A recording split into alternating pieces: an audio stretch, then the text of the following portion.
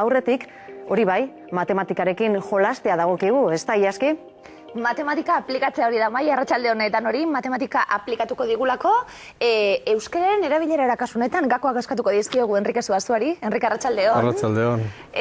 Gitxi gora bera, esango dugu, matematika hemen egiten dugulako horrelako gurarteko jokue hori izaten dalako, matematika leku guztietan dago, badago kezka bat, besteak beste, eusko ikaskuntzak antolatuta, ikusi zaitugu hitzaldiren bat, gogoetaren batzuk egiten Angeles Institutoarekin, Sailburu Zaunakoarekin, biok matematikalariak, eta momentu baten, matematikatik abiatuta, iritsi zineten bebai, analisiak eta testuinguruak jartzean, hizkuntzari buruzko gogo eta egitea. Hori da. Ia ondo jartzen dugun abia puntua. Kontua izango litzateke. Azken urtietan, eta horri buruz hitz egin dugu, euskarako kontuak eta aipatzen ditugu nien, ezagutza asko igo da, gaztien artien, eskolaren lanari esker esango dugu, jende asko da gai euskaraz ulertzeko, irakurtzeko, baina zer gertatzen da erabilerarekin, ez talako igotzen maila berien. Orduen, agian orain, datorkigun erronka izango litzateke, erabilera hori nola sustatu. Hori da. Eta hori izan zen pixka bat eusko ikaskuntzako indala hilebete euki gendun mintegitxo bat, eta zen euskera gazteak binomioa, ez? Hori izan gaia, gehien bat, gazteen gandagoelako etorkizuna, edo zertan, eta euskararen erabileran baita, ez? Orduan pixka bat kontua zen ulertu nahiean, hausnartu, ea gazteek bere bizitzan, eskolan, lanean, kirolean, lagun artean, edonon, zergatik eta nola erabiltzen duten hizkuntza bata edo bestea, ez? Esaten gabiltzena, komunikatzeko erabiltzen dien hizkuntzak, kasu honetan gaztelera eta euskara izan daitezkelako, bakoitzak momentuaren arabera edo behar izanen arabera, mugimendu hori askoz naturalago erabiltzen dutelako gazteek gupaino esango dugu, eta matematikari dagokionez eta grafiko baten jarrita esan dugun, ezta? Ezagutza holan igo badan, erabilera ez talako igo, bardin, ez doa batera. Eta hor badaude analisiak, ez? Euskal Herrian egiten dira neurketen arabera, usten dut laizter aterako direla aurtengo neurketak, eta hor bai ikusten da nola, jakin ezagutza gorantza doan, eskolan, zu dinosu moruan, isa ume guztiek euskeraz ikasten dutelako gaur egun, amendik eta urte batzutara Euskal Herriko hiritar gehienak euskaldunak izango dira teoriaz behintzat, eskolatik pasatu direlako euskeraz, baina erabilera pixka bat berantza ikusten da, ez? Eta hori nabaritzen da bai hirietan, nolabait gorantza izan duen prozesu hori azkenengo 20 urteotan, nolabaritzen da zelan pixka bat saturatu egin dela, eta bestaldetik betidanik herri euskaldunak izan direnak geroz eta erdera gehiago entzuten dalako, ez? Matematika aplikatuko dugu, jolas antzeko bat egingo dugulako, gogo eta egiteko, noski, Newtonen gana joango gara. Newton kokatze aldera, Newton zientzialari ezagunenetako, Erraldoia, ez? Berak esan zuen, erraldoien sorbaldetan bera aritu zelako ikusi zuela urrunago, ez? Grekoen eta pixka bat oinarrizko, jatorrizko teorietan berea sortu zuelako, baina guk bai gure ikuspuntutik... Zein da Newtonen garrantziz gaur egun, Enrike gaur egungo begietatik? Sagardoa, alde batetik, zagarra jau zitzaion, eta zagarraren arabera zelan gravitatearen legea sortu zuen oin zagardoa eraten dugu, Newtonen inspirazioa etortzen zaigun. Baina hor bai, Newtonen legeak hor daude, bere printzipia matematika delako liburu famatuan, hor ezarri zituen gaur egungo, zientzia modernoaren, nolabait, oinarriak eta baita ere metodologiak, ez? Orduan hor dago, natura hor dago, gizaki bezalo guk eredua jartzen ditugu formulen bidez, eta gero formula horiek aztertuz, ondorioak ateratzen ditugu, ez? Eta hori izan zen pixka bat euskararen inguruan egin genduen ariketa hori, ez? Euskararen erabilera, euskararen bilakaera, euskararen etorkizuna, prozesu dinamiko bat denez, nola aztertu? Formula ikusiko dugu, ikusiko dugulako indarra dela berdin masa bider azelerazioa, indarra ulertu behar dugu esaten gabiltzena, ez da?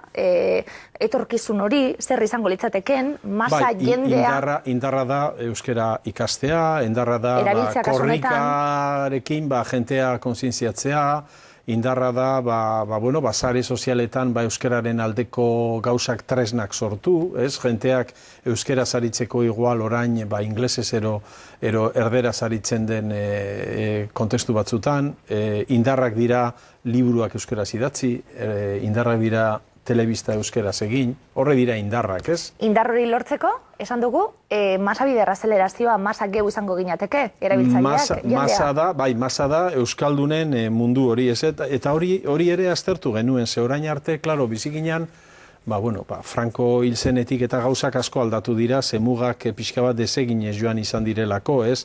Gaur egun jentearen gora berak, ez? Demografikoki asko zere handiagoa dira. Baina orain arte beti pentsatu izan dugu, Euskal Herriko biztanleak dira 2 milioi terdi, eta hortik euskaldunak dira, ez dakit erdia, ero laurdena. Klaro, gaur egun ja munduan bizi gara, mundu globalizatu batetan, eta askotan, komunikazioa gaur egun izaten da gehiago ordenagailuz ero telefonoz, ez, mezuekin bidez, hitzez baino, ez. Horregatik masa hori neurtzea ere zailagoa da, eta ematen du gaur egungo euskararen masa mundu mailan lehen zena baino txikiagoa ero agian izango dela, zenaiz eta euskeraz liburu gehiago idatzi, eta telebista gehiago egin, eta irrati gehiago egin, eta prentza artikulu gehiago idatzi, azken batean mundua handiagoa egin da, ez? Pentsa, ni eskola nintzenean esaten ziguten munduan ginela 4.000 milioi lagun, eta orain gara 7.000 milioi lagun. Orain, demografia ikasi nuelako nik, orain 6 urte baino gitxiago antropologian, eta 6.000 milioi ginen, eta orain 7.000 milioiera. Iristen ari gara 7 urtetan. Eta ostera Euskal Herriko biztanleen kopurua gutxitu egin da. Beraz, masa hori ez da erreza kontatzea, baina naiz eta esan askotan, Euskaldunen kopurua azkenengo urtiotan areagotu egin da. Baina relatiboki mundua horren abiadura handiz puzten ari dinez, ez? Nolabait euskararen mundu mailako presentzia txikitu zero badoala ematen du, ez? Gogo eta interesgarria masari buruz bebai, azelerazio lortu behar dugulako, azeleratu ezkero indar hori lortuko dugu, desazelerazio bat eman da indar hori.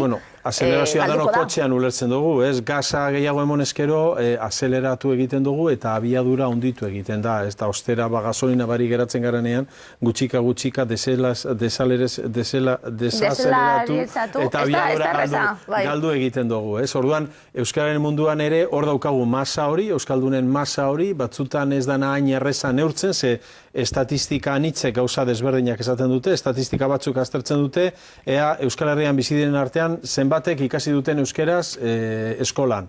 Hori da zenbaki bat, baina beste bat da gero kalera joan, eta soziolinguistikako klasterrak egiten duen bezala, kalean neurtu, ea elkarrizketatik zenbat espontaneoki euskeraz izaten diren, ez?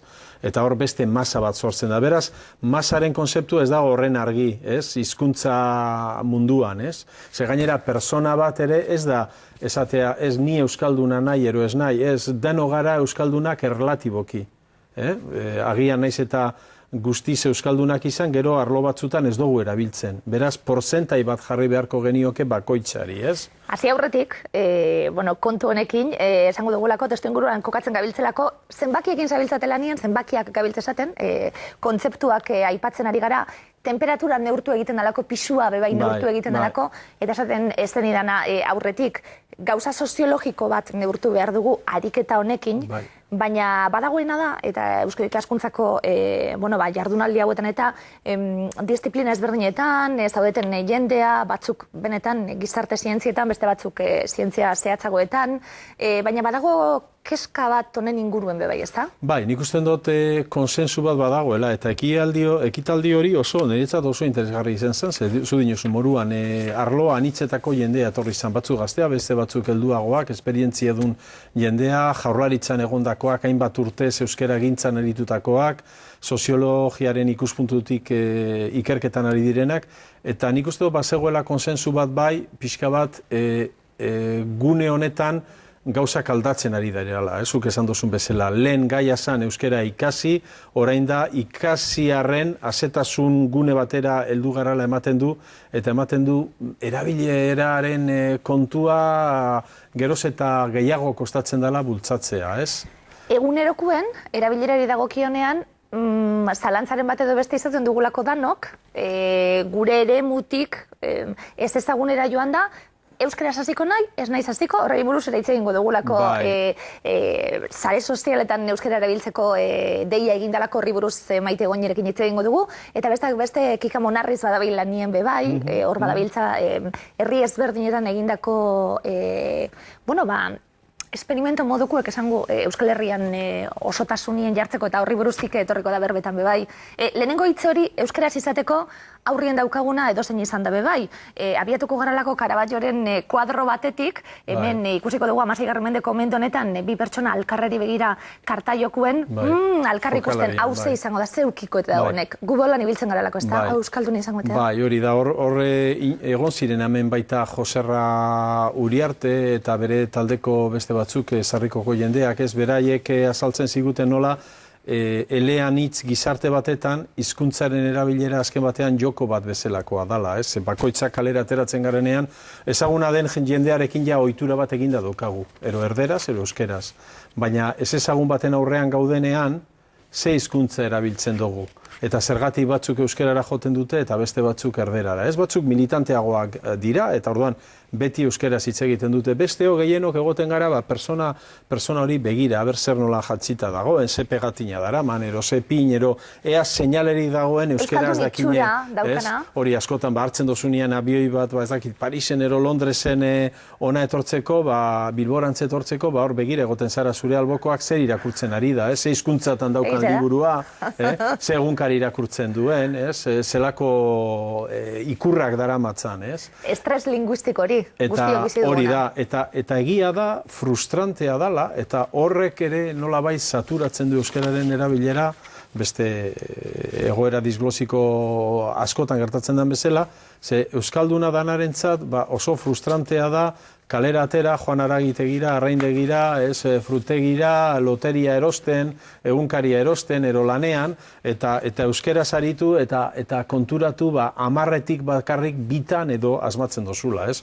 Orduan askoz bere erosoagoa da denentzat, ez? Frustrazio hori ez dalako sortzen, tensio gune hori ez dalako sortzen, erderara jotzea. Eta azkenean horregatik, ekilibrio hori izan Joserra Uriartek eta Nagore Iriberrik beraien artikuluetan idazten duten deitzen diotena da oreka edukatua, ez? Azkenean ematen du, errezagoa dela guztiontzat erderara jo eta nola istilua alde batera ustea, ez? Bueno, momentu baten, hemen zeure apunte batzu ditu alako eskuartean, inorketzi dan esan, Euskaldun izatea zeinek esazan, bada, momentu baten, lano pentsatu duguna, ez da? Bai, abestian, ez? Zaindu maite duzun hori. Hombre, eta pena da, hori gaur egungo Euskal Herrian horrela dela nabaritzea arlo askotan, ez? Nik uste esango nuke, profesio gehienetan oraindik horrela dela.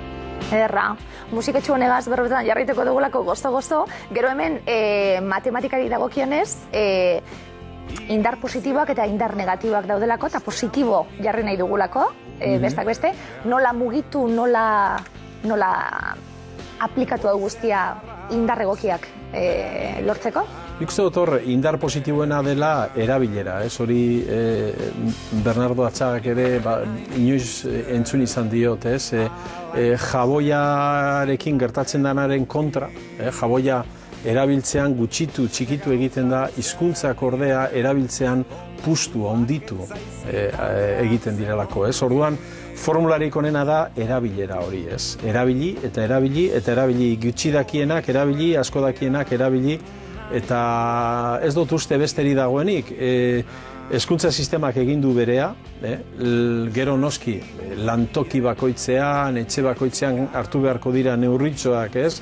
Euskerak bere txokoa izan dezan, baina formularik egokiena da erabilerarena, ez? Bueno, bizidunen arteko elkarre eraginak dinamikoak dira, horri buruz hitz egin dugu askotan bizok, eta geure den adibide bat bebai.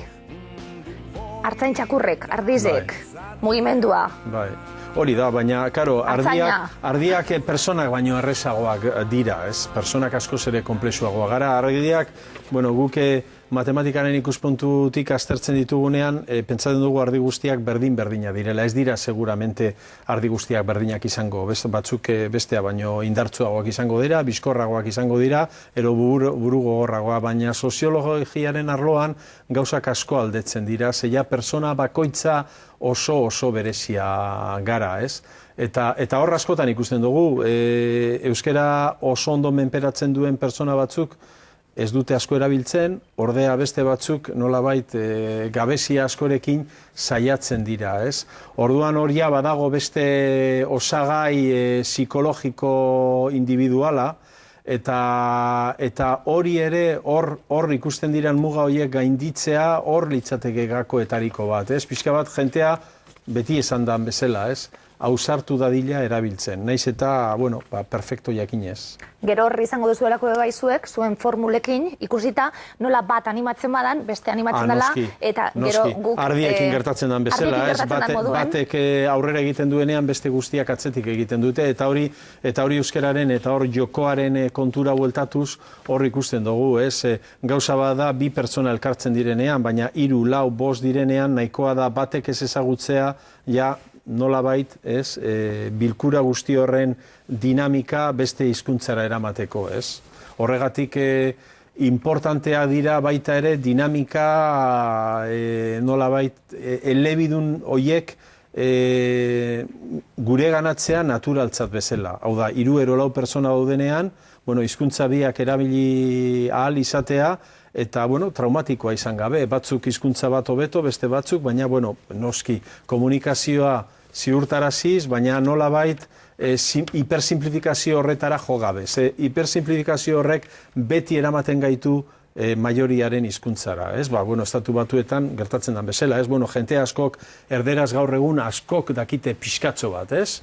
Garagardo bat eskatzeko, ero egunen izateko orduan. Baina, klaro, azkenean, aktibitate gehienak inglesean egiten dira, oso gutxi gertatzen dira erderaz, ez? Bueno, nolabait, horretan ere, asmatu egin beharko ditugu, beste gauza asko asmatu genituen bezala, ikastolak eta beste eredu oso bat, ez? Hizkuntza eta herri batentzat asmatu beharko dugu nolabait gure artean ere betiko bizitzan, pixka bat, ariketa elebidun hori naturaltasun osoz egitea. Herri batzutan egiten da, ez? Lekitxon eta Bermion, ez? Jenteak hitz egiten du eta hizkuntza batetik bestera pasatzen da eta modu guztiz naturalean, ez? Esaldi bat hizkuntza baten, gero bestean, eta bueltatzen da inolako traumari gabe. Hori da gauzatu behar duguna, ez? Baina horretarako behar da hizkuntza bien maila desente bat, ez? Azken gogoeta bat galdetu nahi zutelako hau eta hau dana eta gero, jarraitzen duelako jokoak, baina amaitza aldera esango dugu, ederra dalako, interneten ikusgai dau, hala ere, Eusko Ikaskuntzako izketaldi hauek eta informazioa eta eskura gai dau, baten bateri interesatzen bazaion sartuta kristolana dago Eusko Ikaskuntzaren webgunean hor, badaude hainbat hitzaldi, elkarrizketa, solasaldi, oso benetan lan interesgarria da eta komeni da bai. Galdetu nahi zutelako, gero esaten du nien leku guztietan matematika dau, guztia lotuta dagoelako abitu matematikari ikuspuntutik zabiltze berroetan eta Newton eta formulak hartu ditugu abia puntu moduen, baina erabideak aipatu dituzu, kazetari lana, bagabiltzelako bakoitza bere esparruan lotuta dagoelako kezka batzuk komunak direlako bai ala bai, esango dugu. Bai, eta hori oso nabarmena izan zen Eusko Ikaskuntzaren ekitaldi hortan, ez daki 50 edo 100 lagun bildu ginean, adin desberdinak, bakoitza ibilbide oso bereziekin, eta nolabait adostasun maila oso altua nabaritu nuen, ez? Eta bai, badago kezka hori, pixka bat, hezkuntza sistemari ezin diogu askori gehiago eskatu, ez? Azkenean, umeek ikasten badute, baina gero eskolako patioan erderaz hitz egiten badute ezin diogu inposatu, ez? Beraz, erabilaren kontua ematen dudala hurrengo urteetarako euskararen erronka. Kezka horrekin bagabiltzalako, instituzioetako arduradunak elkarrizketatzen ditugunean, kazetariak elkarrizketatzen ditugunean, jende asko elkarrizketatzen dugunean, horra iritsi garelako dagoeneko. Sekulako aurrera pausua egon zalako, momentu baten esaten zabiltzena, 80ko hamarkadan legeak eta agertzen dienien euskarin alde, eta orain bestelako kinka baten inflexio puntu baten gaudelako. Inflexio puntu horretan galdetu bitzut, azken galdera, zure esperientzien arabera, horren beste urtetako esperientziaren arabera esaten zabiltzena, sortu genituen, ikastolak eta bar, egin genuen bide hau, sortu genituen legeak hau babesteko bai, aurrera begira, baikorra zara, ez zara, zeure esperientzitik? Baikorra mundua ezagutzen duzun esperientzia horretatik baikorra munduan banai, kanpo baina ni zabiltzalako lanean. seguramente, nik uste dut Euskal Herrian maila guztietan, herri bezala, eta hizkuntza noski herri horren definizioaren ezaugarri oso importante bada, seguramente bai pixka bat berakada bat izango du, eta hor egin beharko da erreflexio estrategiko berri bat, ez? Eta horretan ikusten dut belaunaldi berriek ere zer esan handia izango dutela. Euskal Herria hemendik 50 urtera zer nolakoa izan behar den, guk ikusi dugu, nik ikusi dut, azkenengo 50 urtetako bilakaera. Euskara kasik debekatuta zegoen, ez zegoen eskolarik, orain eskolak ditugu, euskara ofiziala da, naturaltasun osoz. Baina, lehen komentatzen genuena, nik nabaritzen nuen itxikitan, Untzaga plazan euskara piloa entzuten nuen Eibarren, oin askoz ere gutxiago entzuten dut. Orduan, amendik eta 50 urtera zenbat entzungo den, hor dago kontua, eta hori gure esku dago, eta gehien bat gazteengan. Eta kezka berri horiei buruz egingo digu, geupe astentua, bestak beste, kontu hauekin dugun zitarekin, datorren hastien Kikamonarrez etorriko delako, gai oso interesgarri batekin bebai, beste gai oso interesgarri batekin, oso gustara egon garalako, Enriquez Basoa, mila esker, laster arte, esango dugu. Heriotza baten berri jaso dugulako, aldaket egin behar dugu, mai politikoari tartea usteko, aurretik musika purtsu bat ez Soundgarden eta Audioslave taldeetan, ibili izan, sortzaile izan zen bera, liderra bezlaria, bestak beste, Chris Cornell, gaur jakin dugu musikari honen heriotzaren albistea, 52 urterekin hilda Detroiten, eta azken albistak irakurtzen egon gara, eta badirudi polizia ikertzen ari dela aber bere buruaz beste do egin duen. 80ko hamarkadan 20 urte izan genuen ontzat, mito antzeko bat izan zen, bestak beste Nirvana taldeko Kurt Cobain, edo Pearl Jameko Eddie Vedderrekin batera, Seattletik zetorren grunge musika hori, ez da, Amerikatik zetorren rock hori, guztiok harrapatu gintuena, bestak beste gizon hau horren adierazle izan dalako 52 urterekin oso gazte, Chris Cornell hilda, eta bere musikarekin, Audioslaven musikarekin esandakoa. Gure aldetik agur, eguneko aktualidadeari errepaso eman behar diogulakoa, ozta hon.